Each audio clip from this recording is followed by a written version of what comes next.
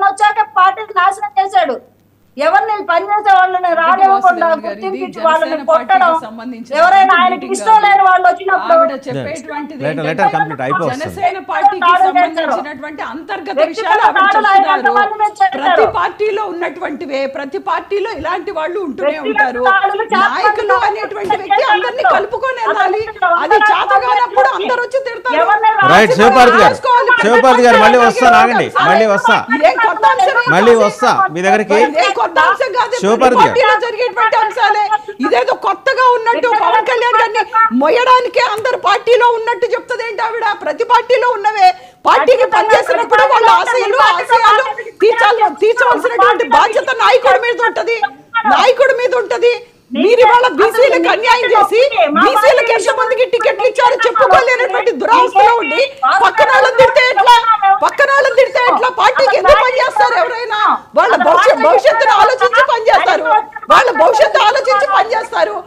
భవిష్యత్తుకు భరోసా ఇవ్వలేనప్పుడు మీరు సమాధానం చెప్పుకోవాలి. ఎందుకున్నావు లీడర్ గా? నువ్వు లీడర్ గా ఎందుకున్నావు చెప్పు. నువ్వు లీడర్ గా ఒక రాజకీయ పార్టీ నడపలేవు. అలాంటప్పుడు చంద్రబాబు నాయుడు గారి పార్టీలో మర్జీ చేయొచ్చు కదా. మీరు ఐదు అసెంబ్లీ సీట్లు ఇచ్చారు. ఫస్ట్ లిస్ట్ లో ఐదు ఇచ్చారండి. ఆ 5 ఎంతమందిని మార్చారు పవన్ కళ్యాణ్ గారు? బీసీలకు ఎంతమంది ఇచ్చారు? కమ్మ సామాజిక వర్గానికి ఎంతమందికి ఇచ్చారు? అసలు మీకు ఇచ్చిందే 24 సీట్లు. ఆ 24 సీట్లలో చంద్రబాబు నాయుడు గారి మనుషులు ఎంతమంది ఉన్నారు? వాటన్నిటికీ చెప్పండి సమాధానం. ఎందుకు ఆ పార్టీ? ఆ పార్టీ జెండా పీకేసి శుభ్రంగా టీడీపీ పార్టీ జెండా మోయండి మీరు. దానికి ఒక పార్టీ ఎందుకు? దానికి ఒక సింబల్ ఎందుకు చెప్పండి. నేను మాట్లాడే మధ్యలో వచ్చి ఏం మాట్లాడతావమ్మా? విషయాలు మాకెందుకు? పార్టీలో జరిగేటువంటి అంతర్గత విషయాలు, రాష్ట్ర ప్రయోజనాలు ఉంటే చెప్పేమన్నా, రాష్ట్ర సమస్యలు ఏమన్నా ఉంటే చెప్పు, బీసీలకు ఏమన్నా ఉంటే చెప్పు, బీసీలకు ఏమన్నా చేస్తే చెప్పు. ఆ చేయలేనప్పుడు ఏం చెప్తావు చెప్పు. నువ్వు చేయలేనప్పుడు ఏం చెప్తావు? మేము ఇక్కడ అడిగేది బీసీలకు ఎంతమందికి ఇచ్చారు, కమ్మ సామాజిక వర్గానికి ఎంతమందికి ఇచ్చారు, అది మేము అడిగేది. అది మీకు చెప్పుకోలేనప్పుడు మీ అంతర్గత విషయాలు మాకెందుకు చెప్పు. పార్టీలో బలుపు మనుషులు దక్కి ఇస్తున్నారు, ఇవన్నీ మాకెందుకండి? రాష్ట్ర ప్రజలకు అవసరమా? ఇవన్నీ అవసరం లేదు కదా. ఏం చెప్తున్నావు నువ్వు? రాష్ట్రానికి సంబంధించి అధికార పరిధిమైనప్పుడు రాష్ట్రానికి సంబంధించిన సమస్యలు మాట్లాడు.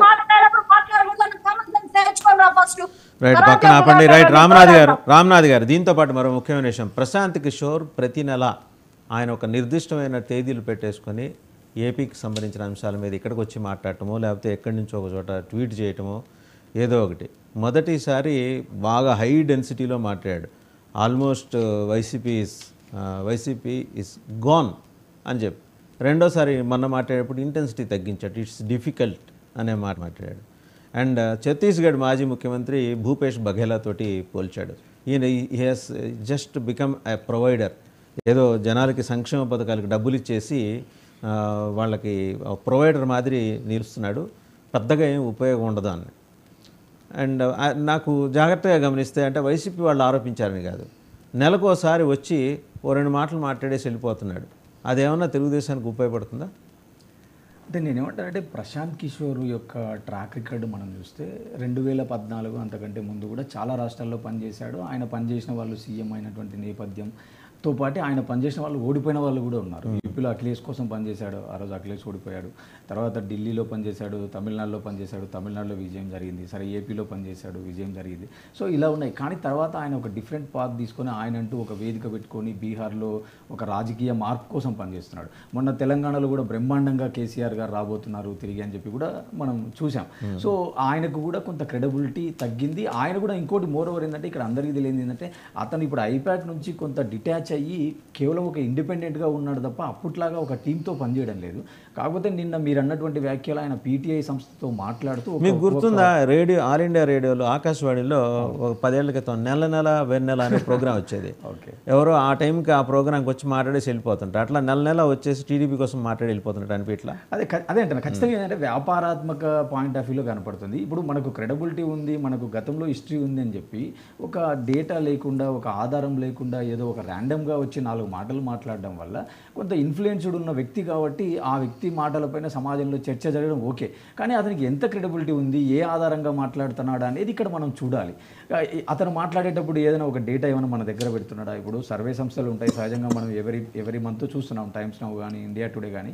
సో వాళ్ళు మనకు ఒక లాంగ్ అవర్స్లో వాళ్ళు ఒక డిబేట్ పెట్టి ఒక శాంప్లింగ్ ఇట్లా ప్రకటిస్తున్నారు కాబట్టి కొంత అథెంటికేటెడ్ డేటాతో మాట్లాడుతున్నారు. కానీ ఈరోజు ప్రశాంత్ కిషోర్ ఏంటంటే తనకు ఉన్నటువంటి అనుభవంతో, తనకు ఉన్నటువంటి ఒక ర్యాండమ్గా చెప్తున్నటువంటి అంశాలుగానే చూడాలి తప్ప అతను ఖచ్చితంగా ఒక అథెంటికేటెడ్తో చెప్తున్నాడు, ఒక ఖచ్చితమైన సమాచారంతో చెప్తున్నాడు అనేది నేను అనుకోవడం లేదు.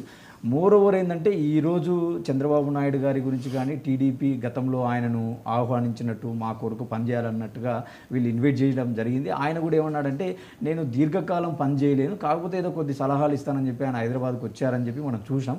కానీ ఈ మధ్యన మనకు వస్తున్నటువంటి వార్తలు ఏంటంటే ఆయన హైదరాబాద్ కూడా ఖచ్చితంగా నెలలో ఒక 2-3 సార్లు రావడం, టీడీపీలోని ముఖ్య నాయకులతో మాట్లాడడం వల్ల అప్పుడప్పుడు ఇలాంటి పదాలను వదులుతున్నాడు. మీరు నిన్న ఇంకొకటి చూస్తే